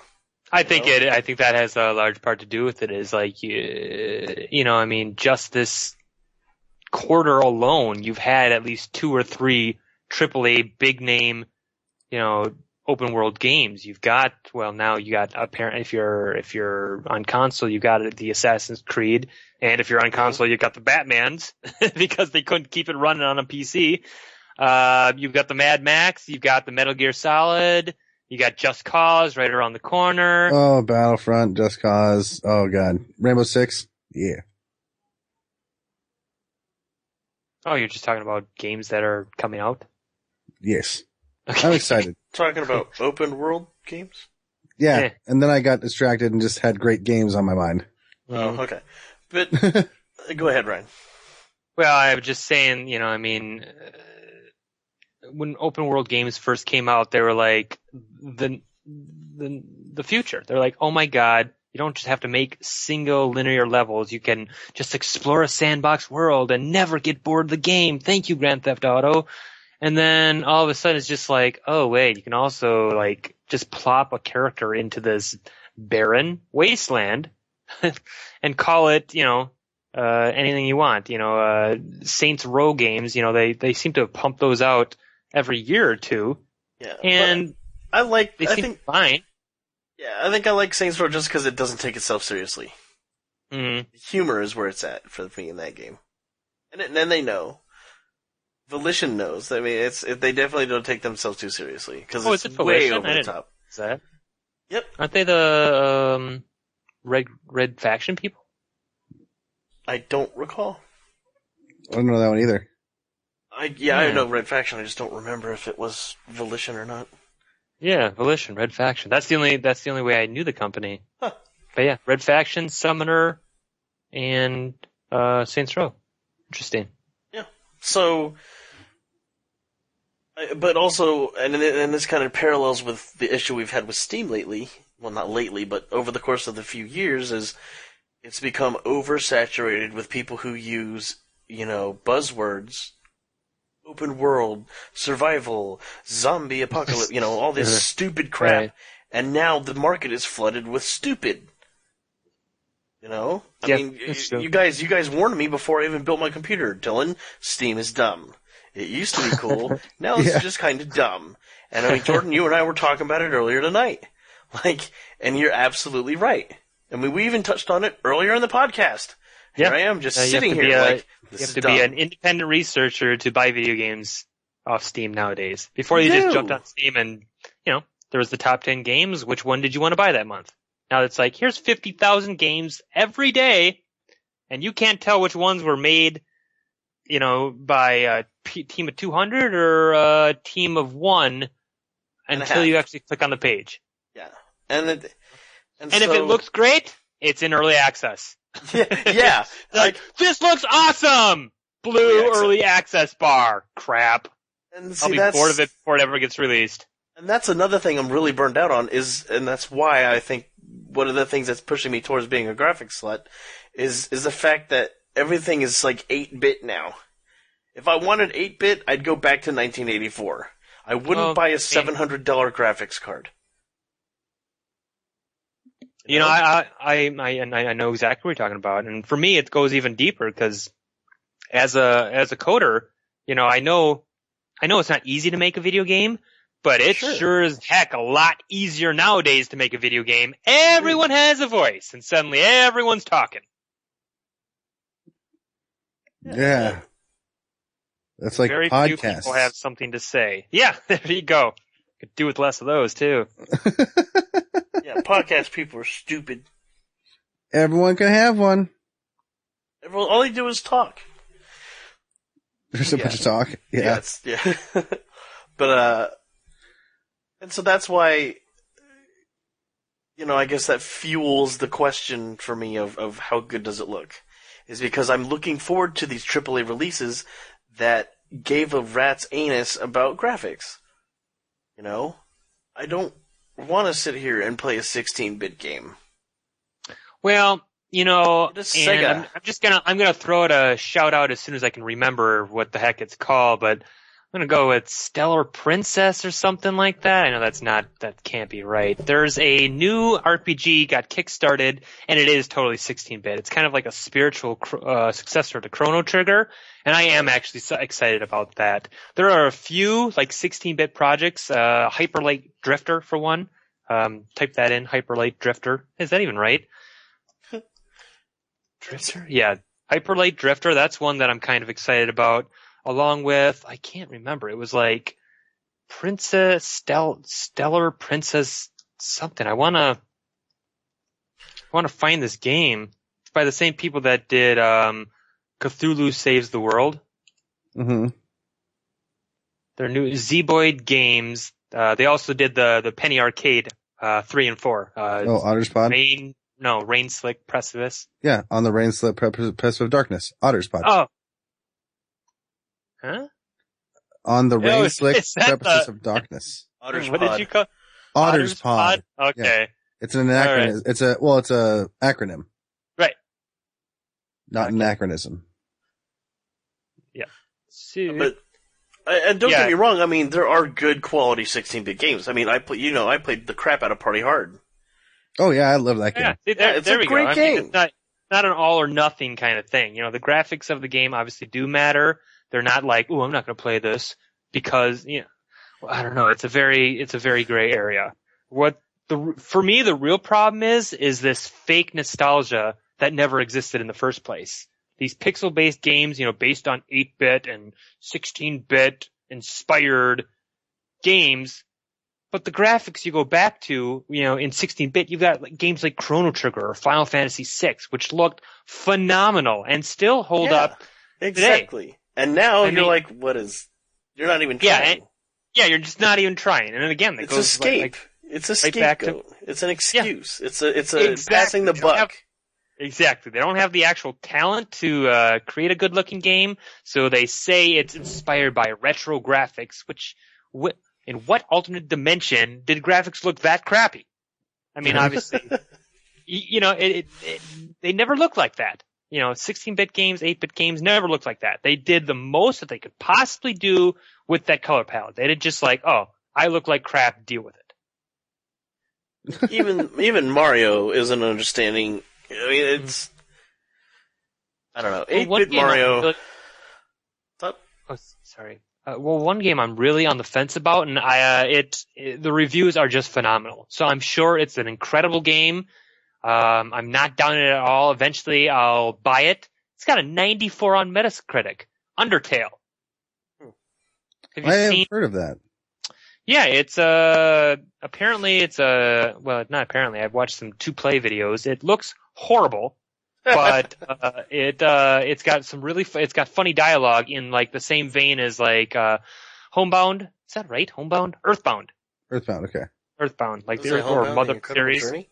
Yes, exactly. It's 2 dogs and a cat. Yeah. Now that's a game you don't see. That's a genre that hasn't been tapped. Cat dog? Oh, okay.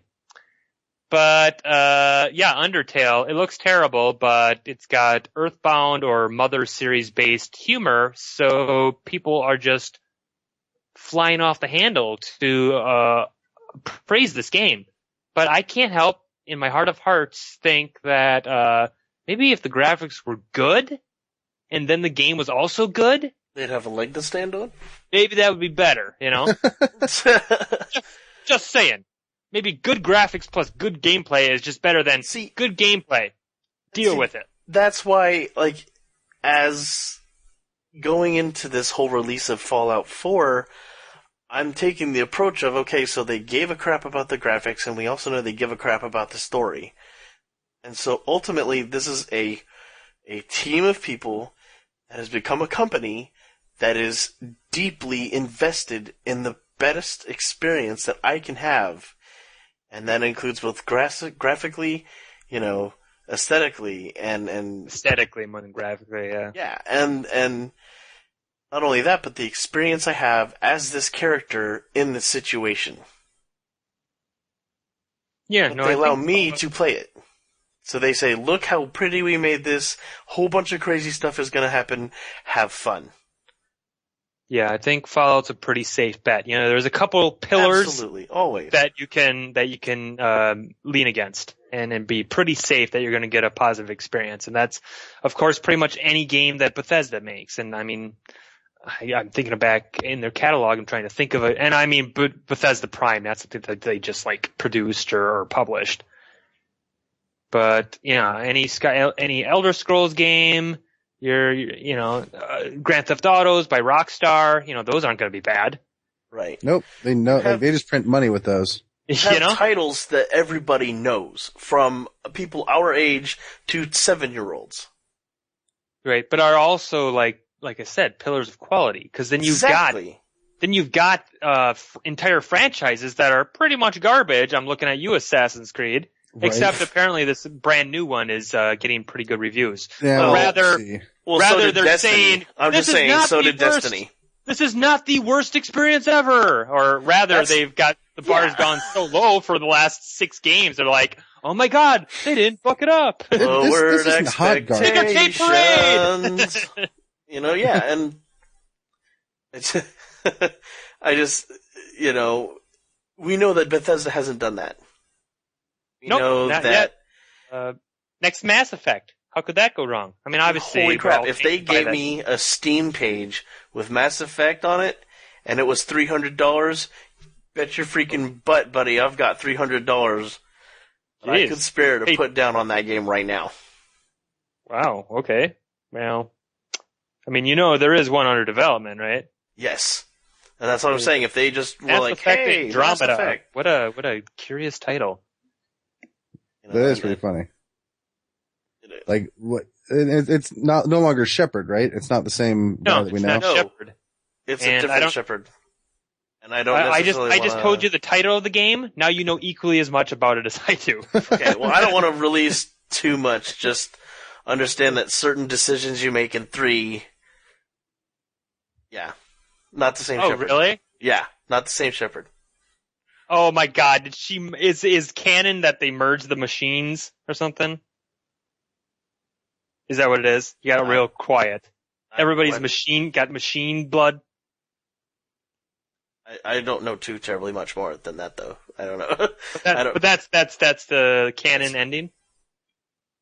I Because think what so, was isn't it? It was like let everybody die. What were the 3 colors? I mean, obviously green, blue, and red. But I forget what the actual choices were. It was either merge Kill the everybody with machines, machines, merge everybody with machines, or kill the machines, merge everybody with machines, or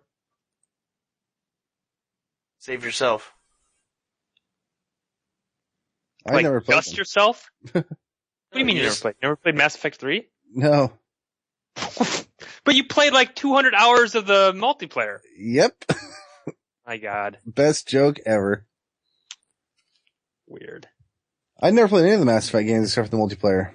But okay, but going back to having reduced graphics capabilities, but still a good experience.